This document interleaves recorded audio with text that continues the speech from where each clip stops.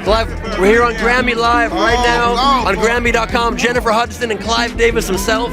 Sir, first of all, congratulations. I mean, thanks so much. It's an exciting night. It's so exciting. You know, it's just memorable. You know, Clive Davis put Sean Combs in position. That's what Clive Davis does. What if Jennifer Hudson's inspiring rise wasn't just talent and hard work, but something far more orchestrated?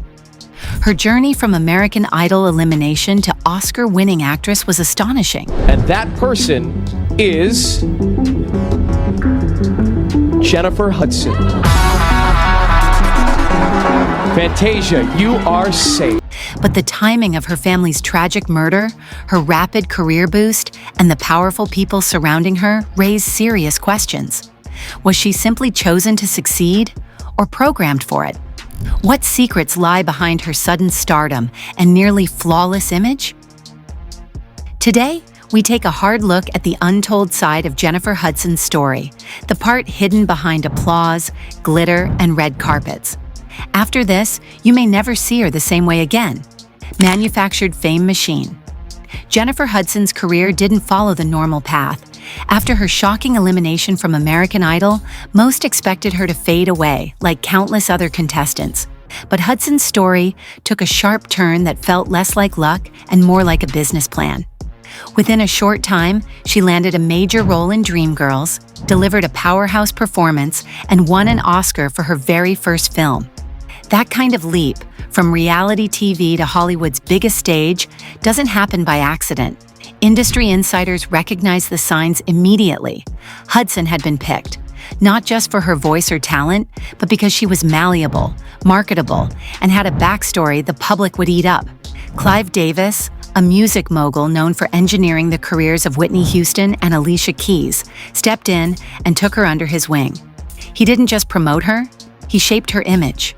Her music shifted from soulful and gospel-rooted to safe, inspirational pop ballads. Her look changed. Her public appearances became more calculated. She wasn't just an artist, she was being molded into a product. The media latched onto her, awards followed, and before long, she wasn't climbing. She was placed. Her rise was fast, controlled, and too perfect to be organic. She had become the new golden girl of the industry, backed by a powerful machine that knew exactly how to build a brand and silence any doubts about how it was being done. Tragedy or trade-off?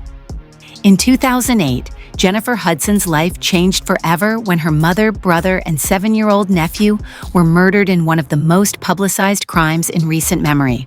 Her sister's estranged husband was convicted for the killings, and the loss was nothing short of horrifying. The nation mourned with her. But what followed confused many. Within months of this devastating loss, Hudson was back on stage, performing flawlessly at the Super Bowl and re-emerging into the spotlight stronger than ever. Some saw her as a symbol of resilience. Others started questioning the speed of her comeback.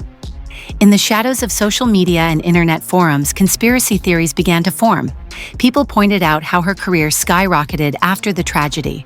Suddenly, she was more famous, more booked, and more promoted than ever. Whispers of an Illuminati connection, sacrificial symbolism, and Hollywood's dark underbelly swirled. Was her tragedy a stepping stone to greater fame? Was it simply coincidence that her biggest industry push came immediately after her personal loss? While these theories lack concrete proof, the pattern is hard to ignore. Jennifer became a perfect narrative for the media, strong, tragic, victorious. She channeled her pain into albums, interviews, and charity work. But some believe the industry didn't just support her. It used her trauma as fuel. Her family's loss became part of her story, part of her brand, part of her packaging. In a world where stories sell more than songs, the timing of everything, her tragedy, her comeback, and her rise, feels too strategic to be untouched by deeper forces. Programmed for legacy. As the industry started to distance itself from Whitney Houston, whose struggles had become increasingly public, a new name quietly took her place in conversations about the next great voice. That name was Jennifer Hudson, and it wasn't just a coincidence. Clive Davis had orchestrated Whitney's rise and was now doing the same with Jennifer, but with a twist. This time, it was about replacing a fading icon before her legacy could fade. Hudson's rollout mirrored Whitney's early days. Inspirational songs, elegant styling, and media grooming made her appear polished, safe, and almost saintly. The same executives who had once controlled Whitney's image now controlled Jennifer's. The difference? This time, they knew exactly how to avoid past mistakes. Hudson didn't just become famous, she became anointed. She was now the voice of a generation, but also the safe answer to a damaged legacy. People began referring to her as Whitney's successor not as a compliment, but as a job title. She showed up beside Diddy at elite events, joined private industry circles, and gained access to the kind of rooms where decisions are made behind closed doors. These rooms aren't about art. They're about power, influence, and control. Jennifer Hudson, knowingly or not, had been placed in a role, one she couldn't walk away from, even if she tried. The forgiveness she offered the man who killed her family, the controlled public appearances, the carefully curated responses, it all seemed too in line with a manufactured legacy, not a natural one. And when you look back at how fast her life transformed, from underdog to chosen heir, you begin to see a haunting question emerge. Was Jennifer ever allowed to choose her own path? Or was it written for her long before she knew the cost? Jennifer Hudson's story is both inspiring and unsettling. Her voice is unmatched, her strength undeniable, but her rise comes with patterns that deserve a second look.